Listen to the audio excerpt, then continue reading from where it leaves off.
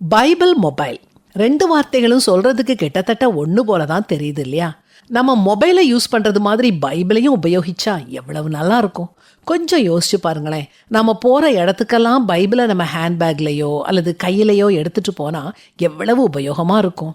ஒருவேளை பைபிளை மறந்து வீட்டில் வச்சுட்டு போயிட்டா பதட்டத்தோட மறுபடியும் வீட்டுக்கு போய் அதை எடுத்துகிட்டு வந்தால் எவ்வளவு நல்லா இருக்கும்.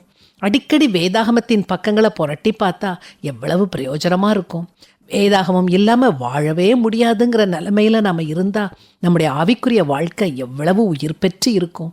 இப்படி ஒரு பழக்கத்தை நம்ம ஏற்படுத்திக்கிட்டோம்னா உண்மையாகவே வேதாகமம் இல்லாமல் நம்மளால் இருக்கவே முடியாது. நம்முடைய குழந்தைங்களுக்கு நம்ம வேதாகமத்தை பரிசாக கொடுத்தா அது அவங்களுக்கு எவ்வளவு உபயோகமாக இருக்கும். நம்ம பயணம் செய்யும்போது வேதாகமத்தை வாசித்தா பயணம் எவ்வளவு இனிமையாக இருக்கும். ஒவ்வொரு நாளும் நம்ம வேதாகமத்துக்கு முன்னுரிமை கொடுத்தா நம் வாழ்க்கை எவ்வளவு சந்தோஷமாக இருக்கும். வேதம் எனது சிறந்த நண்பன் அப்படிங்கிற வாக்கியம் நம்ம தாரக மந்திரமாக இருக்கட்டும்.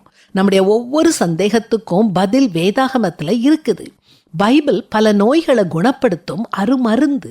இது நம் துன்பங்களை இன்பங்களாக மாற்றும் அற்புத புத்தகம்.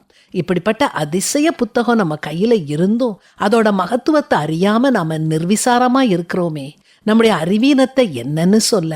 இனிமேலாவது வேதாகமத்துடைய அருமையை உணர்ந்து பொக்கிஷத்தை தேடுறது மாதிரி அதை கருத்தோட வாசிப்போம்.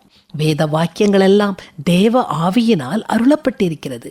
தேவனுடைய மனுஷன் தேறினவனாகவும் எந்த நற்கிரியையும் செய்ய தகுதியுள்ளவனாகவும் இருக்கும்படியாக அவைகள் உபதேசத்துக்கும் கடிந்து கொள்ளுதலுக்கும் சீர்திருத்தலுக்கும் நீதியை படிப்பிக்குதலுக்கும் பிரயோஜனமுள்ளவைகளாயிருக்கிறது.